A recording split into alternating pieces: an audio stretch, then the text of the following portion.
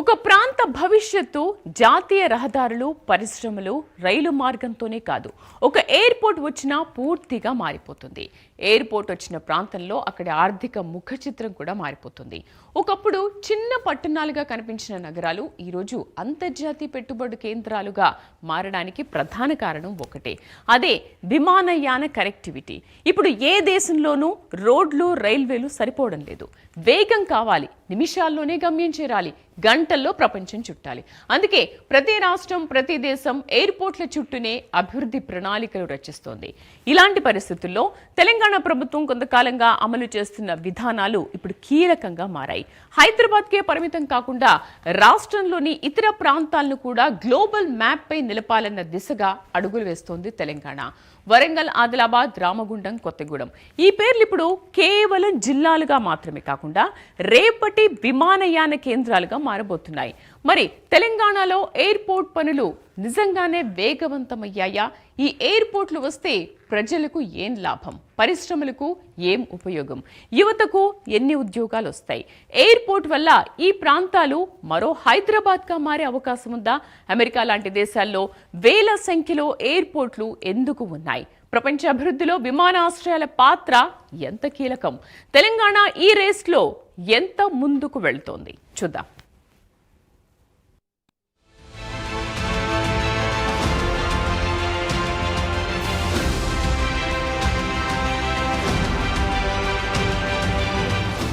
విమానాలు ఆకాశంలో ఎగిరే వాహనాలు మాత్రమే కాదు, అవి ఒక ప్రాంత భవితవ్యాన్ని మార్చే శక్తివంతమైన సాధనాలు.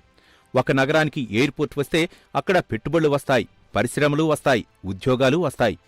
అంతేకాదు ఆ ప్రాంతం దేశ పటంలో కొత్త గుర్తింపును సంపాదిస్తుంది. ఇదే విషయాన్ని అర్థం చేసుకుని తెలంగాణ ప్రభుత్వం విమానయాన రంగంపై ప్రత్యేక దృష్టి సారించింది. హైదరాబాద్తోనే సరిపెట్టకుండా రాష్ట్రంలోని ఇతర ప్రాంతాలను కూడా గ్లోబల్ కనెక్టివిటీకి అనుసంధానించాలన్న లక్ష్యంతో అడుగులు వేస్తోంది.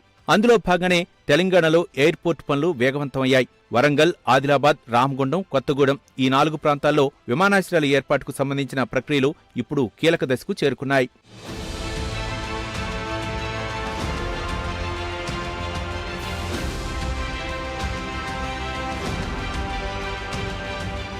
తెలంగాణ రాష్ట్రం ఏర్పడ్డాక మౌలిక వసతుల విస్తరణపై ప్రభుత్వం ప్రత్యేకంగా దృష్టి పెట్టింది. రహదారులు, రైల్వేలు, ఐటీ హబ్లు, పరిశ్రమలతో పాటు విమానయాన రంగాన్ని కూడా అభివృద్ధి చేయాలనే ఆలోచన చేసింది. రాష్ట్ర వ్యాప్తంగా మొత్తం 6 విమానాశ్రయాలను ఏర్పాటు చేయాలన్న ప్రణాళికలో భాగంగా వరంగల్, ఆదిలాబాద్, రామగుండం, కొత్తగూడెం, నిజామాబాద్, మహబూబ్ నగర్ ప్రాంతాలను గుర్తించారు.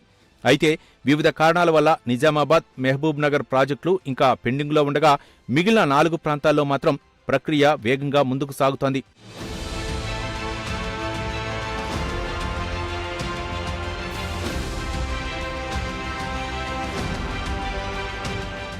వరంగల్, మామ్నూరు విమానాశ్రయం పనులు అత్యంత వేగంగా సాగుతున్నాయి. వరంగల్ ప్రజల దశాబ్దాల కల అయిన ఈ ఎయిర్పోర్ట్ ఇప్పుడు నిజమయ్యే దశకు చేరుకుంది. గతంలోనే మామ్నూరు వద్ద 696.14 ఎకరాల భూమి ఎయిర్పోర్ట్ అథారిటీ ఆఫ్ ఇండియా ఆధీనంలో ఉండగా విమానాశ్రయాన్ని ఆధునీకరించేందుకు అదనంగా మరో 253 ఎకరాల భూమి అవసరమైంది. ఈ భూసేకరణను రాష్ట్ర ప్రభుత్వం విజయవంతంగా పూర్తి చేసింది.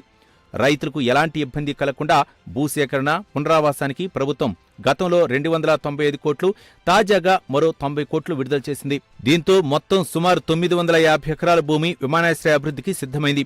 భూసేకరణ సమస్యలు పూర్తిగా తొలగిపోవడంతో అదనంగా సేకరించిన భూమిని త్వరలోనే భారత విమానాశ్రయాల సంస్థకు అప్పగించేందుకు అధికారులు సిద్ధమవుతున్నారు.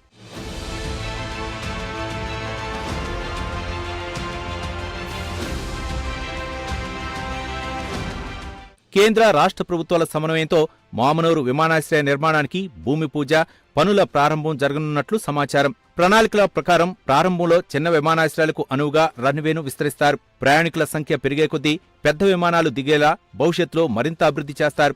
2027 నాటికి ఇక్కడి నుంచి విమాన సర్వీసులు ప్రారంభించాలన్నది అధికారుల లక్ష్యం.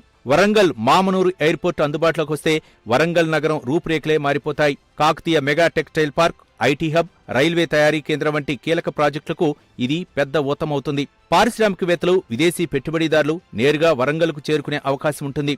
రామప్ప దేవాలయం, వరంగల్ కోట వంటి పర్యాటక కేంద్రాలకు వచ్చే సందర్శకుల సంఖ్య కూడా గణనీయంగా పెరుగుతుంది.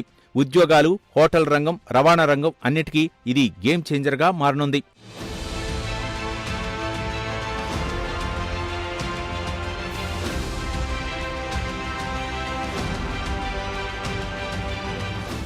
ఇక ఉత్తర తెలంగాణలో కీలకమైన ఆదిలాబాద్ విమానాశ్రయ ప్రాజెక్టు కూడా నిర్ణయాత్మక దశలో ఉంది.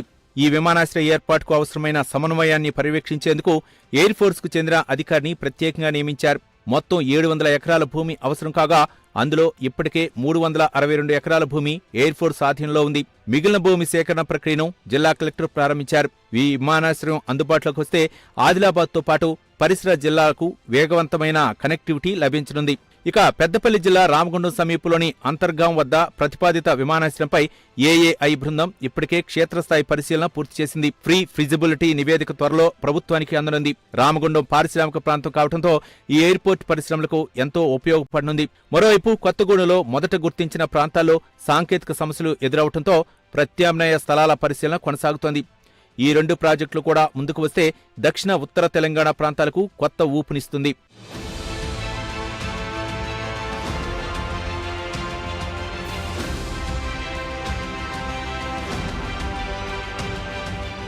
మరోవైపు ప్రపంచవ్యాప్తంగా విమానాశ్రయాల ప్రాముఖ్యత రోజురోజుకీ పెరుగుతోంది. ప్రపంచంలో అత్యధిక విమానాశ్రయాలు ఉన్న దేశం అమెరికా. అక్కడ 16,000కు పైగా ఎయిర్ ఫోర్స్, ఎయిర్ ఫీల్డ్లు ఉన్నాయి. చిన్న పట్టణాల నుంచి మెగా సిటీల వరకు ఎయిర్ కనెక్టివిటీ ఉండటం వల్ల అమెరికా ఆర్థికంగా బలంగా నిలబడుతోంది.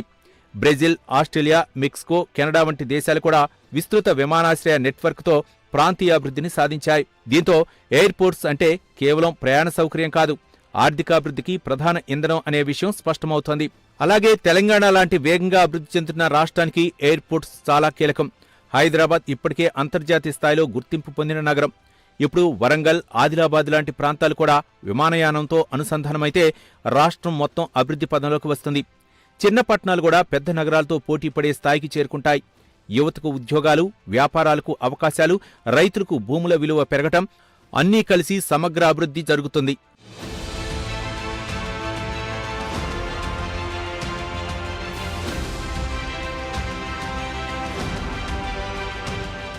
మొత్తంగా చూస్తే తెలంగాణలో ఎయిర్పోర్ట్ పనులు వేగవంతం కావడం రాష్ట్రానికి శుభ సంకేతం. వరంగల్, మామ్నూర్లో పనులు అత్యంత వేగంగా జరుగుతుండగా ఆదిలాబాద్, రామగుండం, కొత్తగూడెం కూడా అదే దిశగా అడుగులు వేస్తున్నాయి. కేంద్ర, రాష్ట్ర ప్రభుత్వాల సమన్వయం కొనసాగితే రాబోయే కొన్నేళ్లలో తెలంగాణ ఆకాశంలో మరిన్ని విమానాలు ఎగరటం ఖాయంగా కనిపిస్తోంది.